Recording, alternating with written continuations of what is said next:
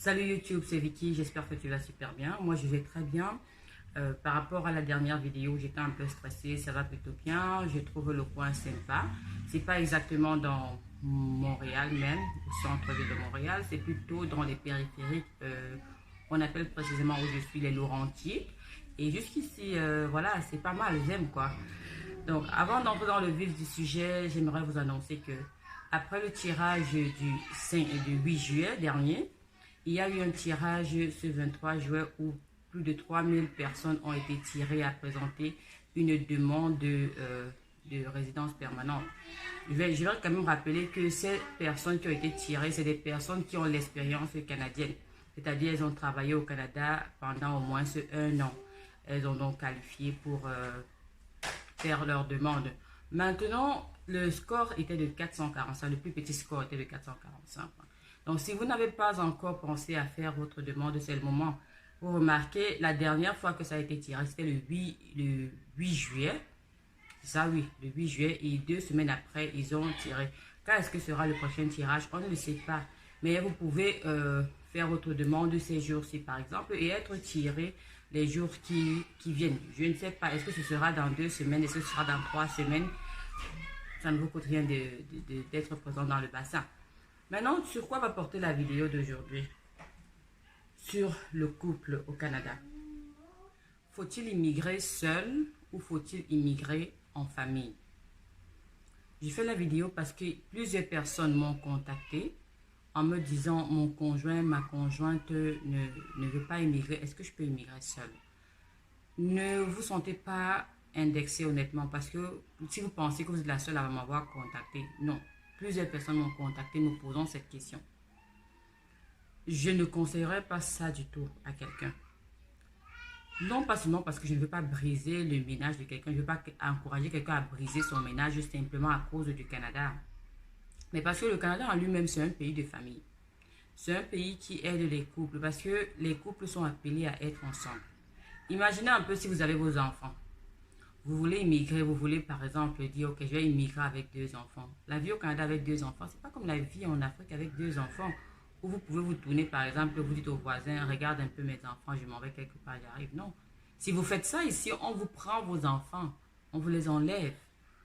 Donc vous avez besoin de l'autre. Donc si vous avez ça en tête, si par exemple votre conjoint ne veut pas immigrer pour des raisons, soit vous abandonnez le projet d'immigration, soit vous le raisonnez dans un certain sens, dans le sens de l'immigration. Je ne suis pas Vicky, canadienne, qui encourage tout le monde à partir à tout prix. Je l'ai toujours dit. Écoutez les anciennes vidéos. Immigrer, si simplement vous êtes d'accord, vous devez vous asseoir, avoir une discussion avec le partenaire. Avec votre partenaire et lui montrer les pros et les cons, comme on dit souvent. Ce qui est bien pour vous, ce qui n'est pas bien. Et pourquoi ce serait bénéfique pour vous de partir. S'il pense que ce n'est pas bénéfique, ça veut dire que peut-être ce n'est pas bénéfique. Vous devez faire des concessions. Au Canada, on réussit plus facilement en couple.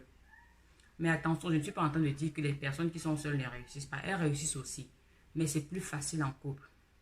J'ai par exemple un ami, il est très mal. Il vit seul. C'est un divorcé. Et depuis, il cherche la bonne personne, il ne la trouve pas. Il me dit comment il souffre seul. Il peine à passer ses hivers seul, à rentrer, être dans une maison froide, seul, sans enfant, sans femme. C'est compliqué. Donc, je vous encourage à immigrer avec votre famille. À immigrer avec votre partenaire. Même si en Afrique, ça ne va pas. Ici, ça peut s'arranger.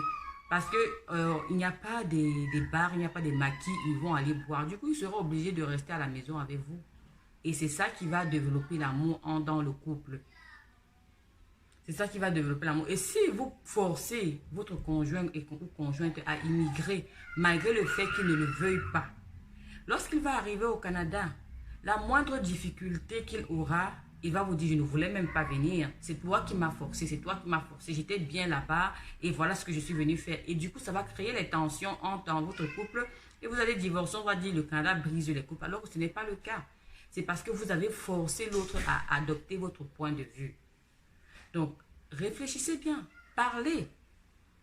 Si vous êtes sûr de ce que vous voulez, si vous êtes sûr que c'est la bonne chose pour votre couple, couple. C'est que vous avez des arguments convaincants. Présentez-lui la chose. J'ai vu, et lorsque on est au Canada, par exemple, ce n'est plus un seul salaire, c'est 2 salaires. Ça veut dire que des possibilités d'économie, des possibilités d'accomplissement. Vous pouvez faire de grandes choses ensemble, en tant qu'un couple. Alors que quand vous venez seul, c'est un peu plus compliqué. Non seulement la solitude n'est pas facile ici, c'est pourquoi le Canada prône le regroupement familial. Lorsque vous organisez un regroupement familial, ils ne traînent pas parce qu'ils sont contre les ruptures. S'ils pouvaient vous faire éviter cela, vous le feraient. Donc, si vous avez votre conjoint, un vrai conjoint, pas les faux conjoints, ils vont faire le nécessaire pour que votre conjoint vous retrouve afin que vous ne soyez pas seul. C'est dur d'être seul ici. Donc, enlevez de votre tête, à vous tous qui voulez immigrer seul, alors que vous êtes en couple, que c'est la bonne chose à faire. Ce n'est surtout pas la bonne chose à faire. Ce n'est surtout pas la bonne chose à faire. Il y a beaucoup d'histoires, je pourrais en parler si l'occasion se présente. Il y a beaucoup de personnes qui veulent, elles pensent que lorsqu'elles vont arriver au Canada, ce sera trop facile. Elles pourront envoyer par exemple l'homme balader. Et non, c'est difficile de s'en sortir si seul. Ce n'est pas impossible, bien sûr. Ce n'est pas impossible. Mais les efforts que vous allez mettre pour vous en sortir seront plus difficiles que si vous avez votre homme avec vous, si vous avez votre femme avec vous. Donc, il suffit juste de parler, sortir les arguments. Il y a des arguments. Il y a certains qui m'ont appelé que je convainc leur conjoint. J'ai dit, c'est pas à moi je ne veux pas forcer quelqu'un parce que si vous arrivez ici, ça ne marche pas comme ça a marché pour moi, vous allez me détester.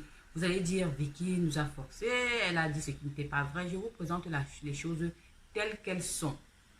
Je ne dis à personne que viens, je te dis voilà A, voilà B. Tu fais ton choix.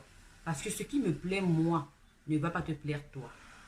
Ce qui va plaire à ton conjoint ne va pas te plaire, forcément. De l'autre côté, lorsque vous êtes seul, ça a son avantage aussi. On peut vous appeler pour un boulot n'importe où et vous n'allez pas dire ah comment me déplacer avec la famille, c'est difficile, vous pourrez juste vous envoler comme ça. Ça c'est l'avantage lorsque vous êtes seul. Les charges aussi seront un peu moindres, mais vous allez souffrir honnêtement. Si on va écouter plusieurs personnes, c'est dur d'être seul au Canada honnêtement. C'est dur d'être seul. Vous allez rentrer le soir. La maison est bien glacée. Vous réchauffez, vous devez faire votre repas seul, rester seul. 1 jour, 2 jours, 1 semaine, c'est faisable. 1 mois. Et lorsque ça commence à faire plusieurs mois, 1 année, 2 années, ce n'est pas aisé. Ce n'est pas évident. J'ai vécu seul en Belgique. Même si on aime la solitude, à un moment donné, c'est frustrant. À un moment donné, c'est horrible. Souvent, on pleure seul sur l'oreiller. Et tout, on se dit juste que c'est quoi cette vie? Et tout. C'est vrai qu'avec les réseaux sociaux où on peut parler à X, à Y, ça semble être facile, mais ça ne l'est pas. Ça ne l'est pas. Peu de personnes peuvent s'ouvrir et parler. Mais mon ami m'a dit, j'ai besoin, trouve-moi quelqu'un. Trouve-moi une personne. Je lui ai dit, mon carnet d'adresse n'est pas vraiment plein de célibataires. Mes amis, mes connaissances sont mariés, mais c'est clair que si je vois quelqu'une, je n'hésiterai pas à t'en parler. Donc, bon, si je vois quelqu'un qui est au Canada, bien sûr. Donc, si vous êtes célibataire au Canada, là, n'hésitez pas à me faire signe. Voilà, c'est ce que je voulais partager avec vous sur l'immigration couple ou immigrer en couple ou immigrer seul. Si vous êtes seul, immigrez, il n'y a pas de souci. Mais si vous êtes en couple, ne brisez pas votre couple à cause de l'immigration. Surtout pas. C'est une erreur. Ce serait une erreur monumentale. Riley, ce serait une erreur monumentale. Ne le faites surtout pas. Je n'encourage pas ça. Qui t'a ouvert la porte? Tu as ouvert seul. Oh, bravo! Ce serait vraiment une erreur monumentale de le faire. Je n'encouragerais pas ça. Je ne ferais pas ça si j'étais vous. Donc, ressaisissez-vous. Et voilà, je ne vais pas briser le couple de quelqu'un et je ne vais pas accepter que quelqu'un brise son couple. J'espère que vous avez bien compris ce conseil et appliqué vraiment très bien. Donc, c'est très crucial. Le couple, c'est important. C'est vraiment, ça soude. Le Canada va juste ressouder vos liens. Il y aura des hauts, il y aura des bas, mais ça va aller. Je ne vais pas vous prendre de votre temps plus que ça. D'ailleurs, que mon assistant du jour m'empêche de continuer ma vidéo. Je vais devoir vous laisser, vous dire à vous revoir dans une prochaine vidéo, la vidéo de la semaine prochaine. Bisous, bye bye.